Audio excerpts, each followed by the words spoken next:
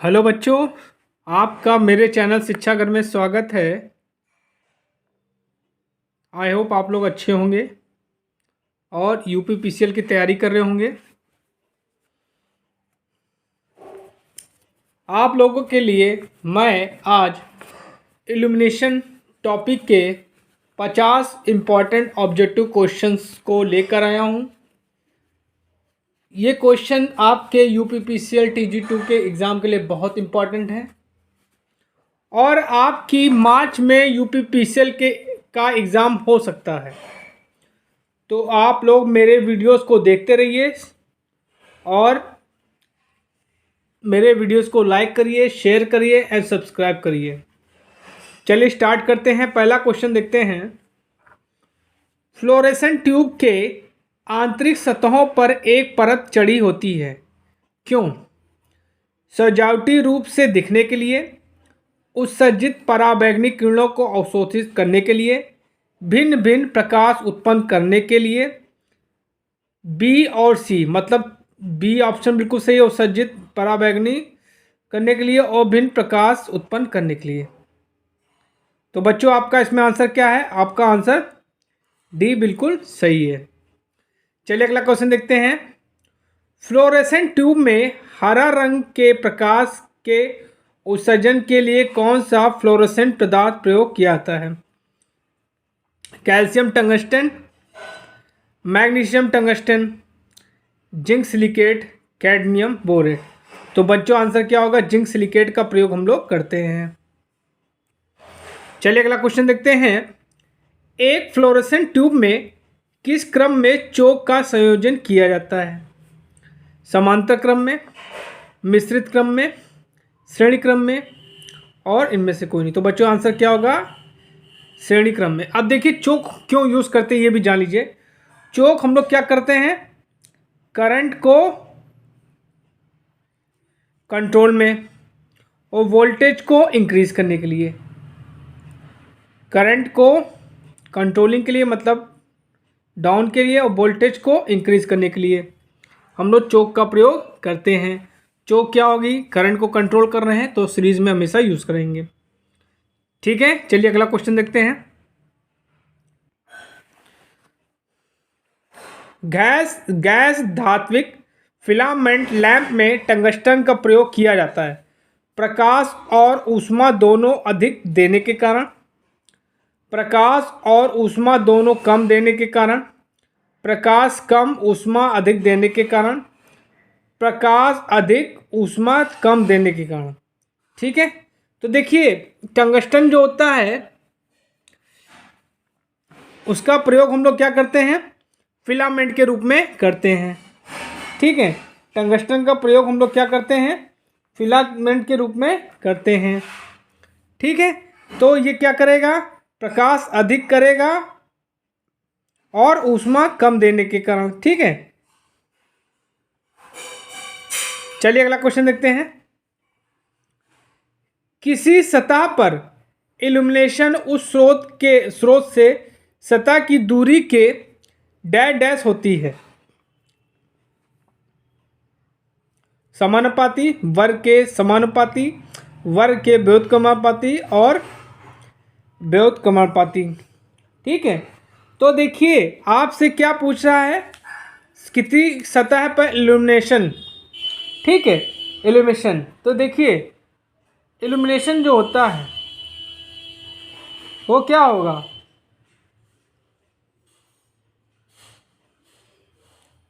Illumination जो होता है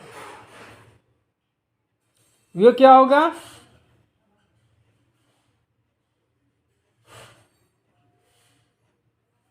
इल्यूमिनेशन जो होगा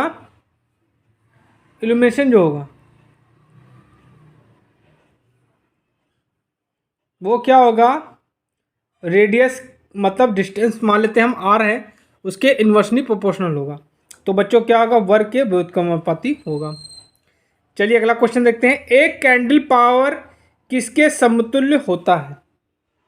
एक कैंडल पावर किसके समतुल्य होता है? ऑप्शन आपको दिए हैं। 0.010 वाट, 0.02 वाट, 0.0201 वाट, 0.0102 वाट। तो बच्चों इसमें आंसर क्या होगा आपका? ऑप्शन थर्ड बिल्कुल सही है। एक कैंडल पावर जो होती है वो क्या होती है आपके 0.0210 के वाट के बराबर होती है।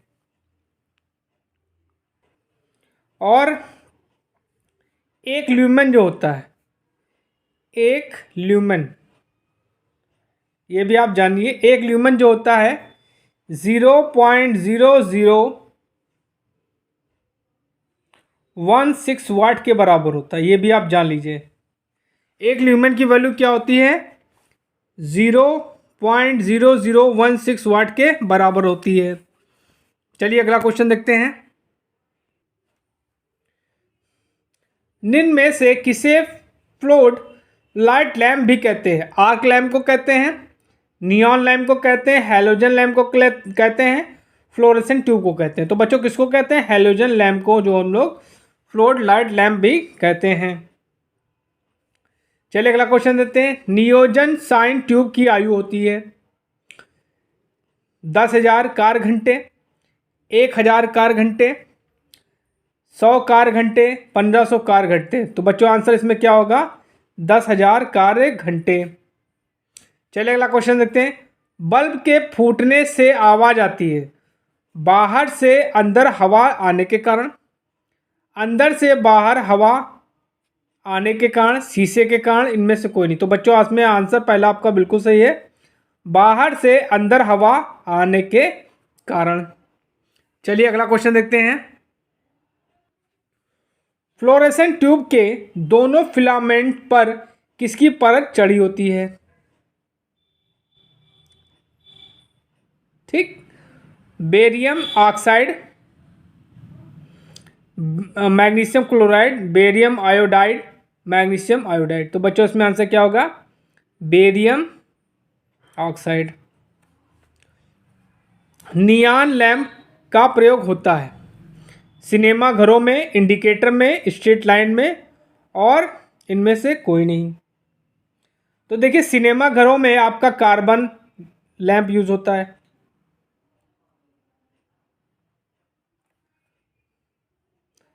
और आपका नियॉन लैंप जो होता है वो कहाँ होता है? इंडिकेटर में यूज होता है।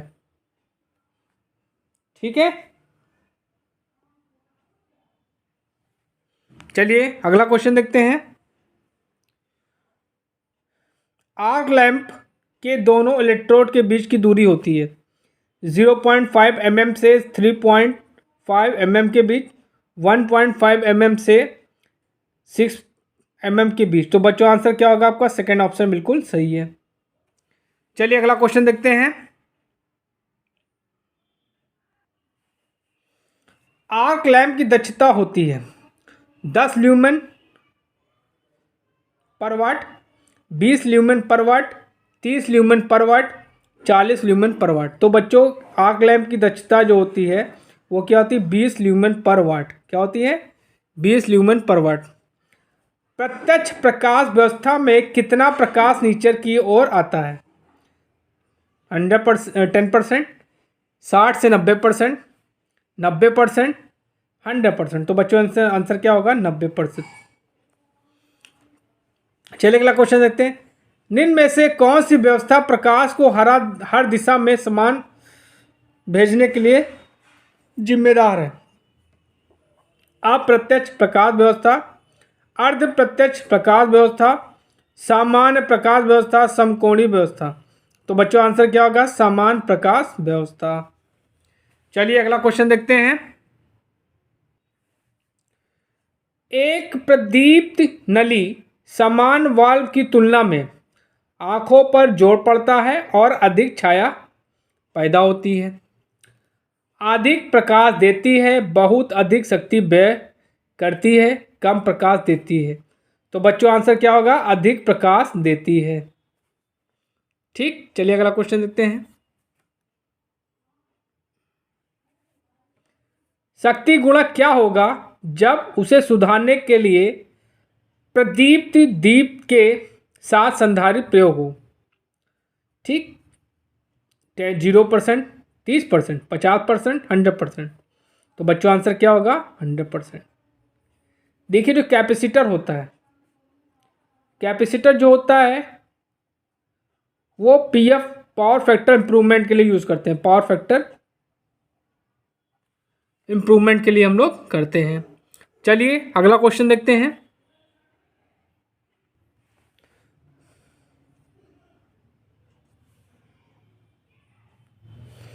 चार वोल्ट के कितने बल्ब 240 वोल्ट स्रोत के साथ श्रेणी क्रम में संयोजित किए जाएं जिसका उनका प्रचालन सुरक्षित रहे?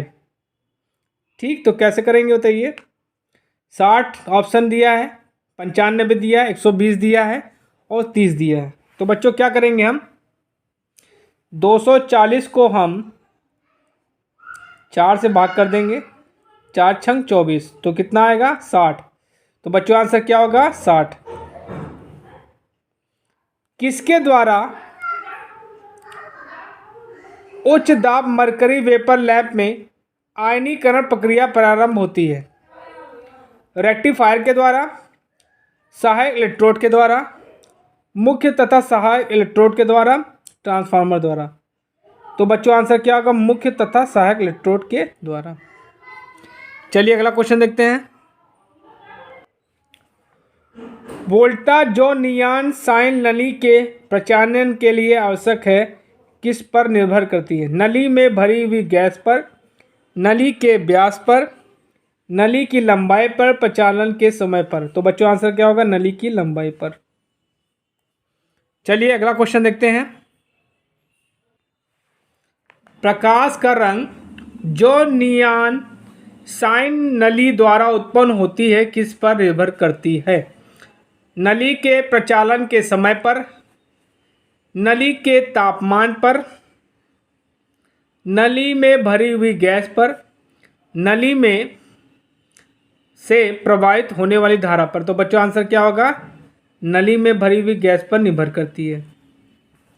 चलिए अगला क्वेश्चन देखते हैं। उस दीप को तुरंत बंद कर देंगे जो जल्दी जल्दी जलता बुझता है, क्यों? ऑप्शन दिए हैं, वोल्टा वृद्धि के कारण दूसरे दीप भी खराब हो सकते हैं, पावर फैक्टर घटाता है, चोक अथवा स्टार्टर खराब हो जाएगा, दीप के तंतु फूक जाएंगे। तो बच्चों आंसर क्या होगा? दीप तंतु क्या हो जाएंगे? फूक जाएंगे। चलिए अगला क्वेश्चन देखते हैं। क्या होगा अगर एक प्रतिदीप्त दीप की चोक कुंडली शॉर्ट सर्किट हो जाए? दीप को पुनः चालू करने पर उसका तंतु फूक जाएगा, उसका रंग बदल जाएगा, दीप मंद प्रकाश देगा, उसकी दक्षता बढ़ जाएगी। तो बच्चों इसमें आंसर क्या होगा? पहला ऑप्शन बिल्कुल सही है। दीप को पुनः चालू करने पर उसका तंतु फूक जाएगा। लैंप होल्डर जो एडिशन स्क्रू प्रकार का है के बाहरी चूड़ीदार संपर्क को हमेशा किससे जोड़ना चाहिए? शॉर्ट सर्किट के न्यूट्रल तार से, किसी से भी नहीं, सर्किट के अर्थ तार से, सर्किट के फेज तार से। तो बच्चों आंसर क्या होगा? सर्किट के न्यूट्रल तार से। तापमान जो एक भरे टंगस्टन लैंप के प्रचालन के लिए आवश्यक है? 135 degree Celsius, 1000 degree Celsius, 1500 degree Celsius, 2300 degree Celsius. तो क्या आंसर हो गया? 2300 डिग्री सेल्सियस। चलिए अगला क्वेश्चन देखते हैं। निम्न में से कौन प्रकाश का वेग दर्शाता है? 3 गुणे 10 की पावर 8 मीटर पर सेकेंड, 6 गुणे 10 की 8 सेंटीमीटर पर सेकेंड, 3 इंटू 10 की पावर 8 मीटर पर सेकेंड, 3 इंटू 10 की पावर 9 मीटर पर सेकेंड। तो बच्चों आंसर क्या होगा? पहला, जो प्रकाश का वेग होता है लगभग 3 लाख मीटर पर सेकेंड होता है। किसी इकाई में तरंग दैर्ध्य को नापा जाता है? किस इकाई में तरंग दैर्ध्य को हम लोग नापेंगे? किलोमीटर में, एंगस्ट्रॉम में, स्टेरेडियन में, जूल में। देखिए किलोमीटर तो नहीं है, एंगस्ट्रॉन इसमें आंसर सही होगा। स्टेरेडियन क्या होता है? स्टेरेडियन को हम लोग सॉलिड एंगल बोलते हैं। सॉलिड एंगल को हम स्टेरेडियन में नापते हैं। जूल क्या हो गई? आपकी एनर्जी हो गई। एनर्जी को हम लोग जूल में नापते हैं। मानव आंख कितना तरंगदैर्घ्य के प्रकाश के लिए अधिक संवेदनशील है? 7800 एंगस्ट्रॉम, 3900 एंगस्ट्रॉम, 5500 एंगस्ट्रॉम, 2000 एंगस्ट्रॉम। तो बच्चों आंसर क्या होगा? 5500 एंगस्ट्रॉम। चलिए अगला क्वेश्चन देखते हैं। किस इकाई में घन कोण को मापा जाता है? घन कोण मतलब सॉलिड एंगल पूछ रहा है। Radian, steradian, metre, angstrom. Angstrom तो क्या हो गया आपका? वेवलेंथ हो गई। रेडियन क्या हो गया आपका? नॉर्मल कोण हो गया। स्टेरेडियन आपका क्या होगा? Solid angle. तो इसका आंसर क्या होगा? Solid angle. चलिए अगला क्वेश्चन देखते हैं। डैश डैश दृश्य प्रकाश का तरंगदैर्घ्य है 3900 से 7800 एंगस्ट्रॉम के बीच, 7800 एंगस्ट्रॉम से 8800 एंगस्ट्रॉम के बीच, 9800 एंगस्ट्रॉम से 12000 एंगस्ट्रॉम के बीच, 12000 एंगस्ट्रॉम से 15000 एंगस्ट्रॉम के बीच। तो बच्चों आपका पहला ऑप्शन बिल्कुल सही है। इल्यूमिनेशन की इकाई एमकेएस पद्धति में क्या होगी? मीटर स्क्वायर होगी, लक्स होगी, ल्यूमेन होगी और स्टेरेडियन होगी। तो क्या आंसर हो गया? लक्स। जो इल्यूमिनेशन की एमकेएस पद्धति में यूनिट है वो क्या है? लक्स है। चलिए अगला क्वेश्चन देखते हैं। देखिए बच्चों, एक लक्स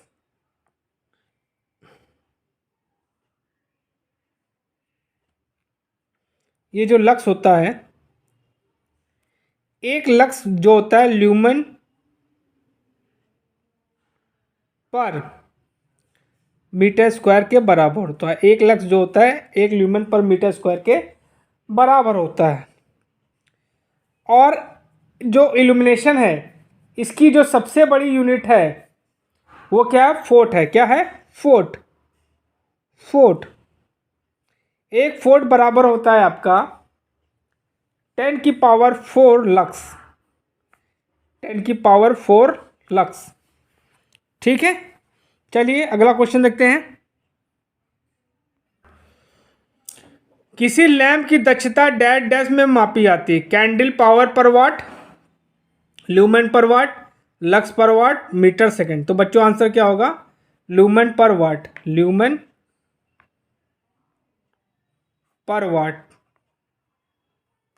जो लैंप की इफिशियंसी क्या होती है? ल्यूमेन पर वाट में मापी जाती है। तो उसमें क्या होगा? ल्यूमेन पर वाट। स्टेरेडियन की संख्या आर अर्धगोलाज गोले पर कितनी होगी? पाई रेडियन होगी, 4 पाई स्टेरेडियन होगी, 6 पाई स्टेरेडियन होगी, 3 पाई स्टेरेडियन होगी। तो बच्चों आंसर क्या होगा? 4 पाई स्टेरेडियन होगी। चलिए अगला क्वेश्चन देखते हैं। किस इकाई में इल्यूमिनेशन की तीव्रता मापी जाती है? ठीक है। लक्स पर स्टेरेडियन, मीटर पर सेकंड, ल्यूमेन पर स्टेरेडियन और ल्यूमेन। तो बच्चों आंसर क्या होगा? ल्यूमेन पर स्टेरेडियन। चलिए अगला क्वेश्चन देखते हैं। यदि किस पृष्ठ स्रोत पर नमर हो तो पृष्ठ पे इंसुलेशन दूरी वर्ग और डैश डैश के गुणनफल के बराबर होता है। देखिए ई जो होता है वो डायरेक्टली प्रोपोर्शनल होता है I cos theta upon are square. ठीक। तो यहाँ पे दूरी की बात हो रही है। ठीक है। तो यहाँ पे क्या पूछा? किसके व्युत्क्रमानुपाती होगा? तो यहाँ पे आपका क्या हो जाएगा?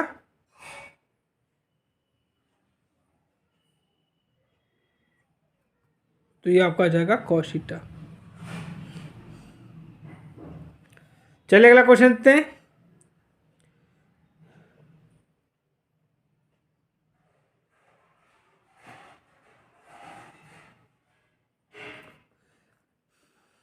ये क्वेश्चन थोड़ा अटपटा लग रहा है बच्चों। निम्न में से कौन इंसुलेशन का दूसरा नियम है? इनवर्स स्क्वायर लॉ, आकर्षण का नियम, लैम्बर्ट कोसाइन का नियम, ओम लॉ। तो बच्चों आंसर क्या होगा? लैम्बर्ट का कोसाइन लॉ। ठीक है। और जो क्या होता है इसका फॉर्मूला क्या होता है लैम्बर्ट कोसाइन लॉ का? ये लोग आप लोग जानते होंगे, नहीं जानते तब मैं बता देता हूँ। जानते हैं तो अच्छी बात है, नहीं जानते हैं तो अच्छी बात है। लो, लैम्बर्ट कोसाइन एंगल का फॉर्मूला जो नियम है वो क्या है? E is equal to I cos theta upon are square. ये है आपका लैम्बर्ट का कोसाइन लॉ। अगला क्वेश्चन देखते हैं। क्या कारण है कि ताप दीप्त लैंपों में वायु रहित कांच के बल्ब का प्रयोग किया जाता है? या धारा का संवहन रोकता है, या फिलामेंट पदार्थ का ऑक्सीकरण होने से रोकता है, या विकिरण द्वारा तापमान के कम होने को रोकता है? उपरोक्त तीनों। तो बच्चों आंसर क्या होगा? उपरोक्त तीनों। चलिए अगला क्वेश्चन देखते हैं। क्या कारण है कि ताप दीप्त लैंपों में फिलामेंट में टंगस्टन का उपयोग किया जाता है? इसमें कंपन को सहने के लिए पर्याप्त यांत्रिक सामर्थ्य होता है? नहीं, गलत। इसका गलनांक उच्च होता है या बहुत सस्ता होता है? डी, ए और बी दोनों सही है। तो बच्चों आपका पहला भी सही है और बी भी सही है, सस्ता नहीं हो सकता। चलिए अगला क्वेश्चन देखते हैं। किस कारणवश लैंप के फिलामेंटों के लिए कार्बन प्रयोग नहीं किया जाता? या बहुत महंगा होता है, इसका तापमान गुणांक ऋणात्मक होता है, या उच्च तापमान पर विखंडित हो जाता है और लैंप की आंतरिक सतह को काला कर देगा? और डी ऑप्शन दिया, बी और सी दोनों। तो बच्चों ये भी ऑप्शन बिल्कुल सही है, ये भी ऑप्शन बिल्कुल सही है। तो इसका आंसर क्या होगा आपका? डी ऑप्शन बिल्कुल सही है। किस कारणवश ताप दीप्त लैंप के फिलामेंट के लिए टेंटालम का प्रयोग नहीं किया जाता है? इसका प्रतिरोध शीशे से अधिक होता है, इसका गलनांक टंगस्टन से अधिक होता है, इसका गलनांक चांदी से अधिक होता है, इसका गलनांक टंगस्टन से कम होता है? तो बच्चों इसमें आंसर क्या होगा?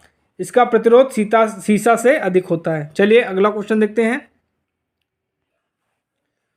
फिलामेंट की कुंडलीकृत आकार में प्रयोग किया जाता है क्योंकि यह बल्ब का आकार घटाती है, ज़्यादा बल्ब दे सकती है, बल्ब का फिलामेंट का और पृष्ठ क्षेत्रफल की ऊष्मा का अपव्यय रोकती है, फिलामेंट की यांत्रिक सामर्थ्य बढ़ाती। तो बच्चों थर्ड ऑप्शन बिल्कुल सही है।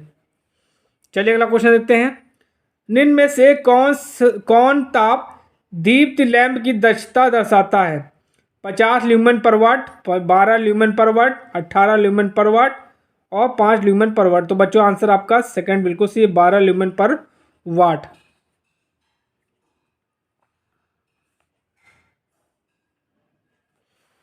कितनी देर के बाद सोडियम वाष्प लैंप अपनी पूरी चमक देता है? 30 मिनट के बाद, 10 से 15 मिनट के बाद, 2 से 3 मिनट के बाद, शीघ्र ही? तो बच्चों आंसर क्या होगा? 10 से 15 मिनट के बाद। चलिए अगला क्वेश्चन देखते हैं।